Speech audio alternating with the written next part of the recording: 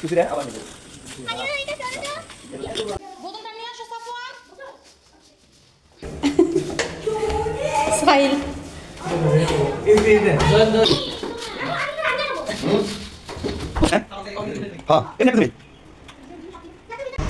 হ্যাঁ, বড় বড় মিস্ত্রি এগুলো ফ্ল্যাটের দেয়ালের ভিতর দিয়ে আগে থেকে তার টানা ছিল। হলুদ যে তারটা দেখছেন এটি হচ্ছে আইপিএসের লাইন। তাই আমরা শুধু কানেকশনটা সেট আপ করেছি।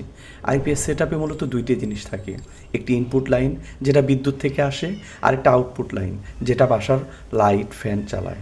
প্রথমে ইনপুট লাইন মেইন পাওয়ারের সাথে কানেক্ট করা হয় যাতে আইপিএস চার্জ নিতে পারে।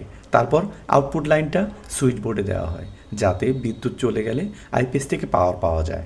কানেকশন দেওয়ার সময় সবচেয়ে গুরুত্বপূর্ণ যে বিষয়টি খেয়াল রাখতে হবে সেটি হচ্ছে লাইন চিনে নেওয়া আর শক্ত করে লাগানো। অবশেষে আমরা পুরো সিস্টেমটা চেক করেছি সব কিছু ঠিকভাবে কাজ করছে কি না। এখন বিদ্যুৎ চলে গেলেও আইপিএস অটোমেটিক চালু হবে। তবে আপনি যদি এসব কাজে নতুন হন, নিজে না করে একজন টেকনিশিয়ানের সাহায্য নেওয়াই ভালো, কারণ সেফটি সবার আগে।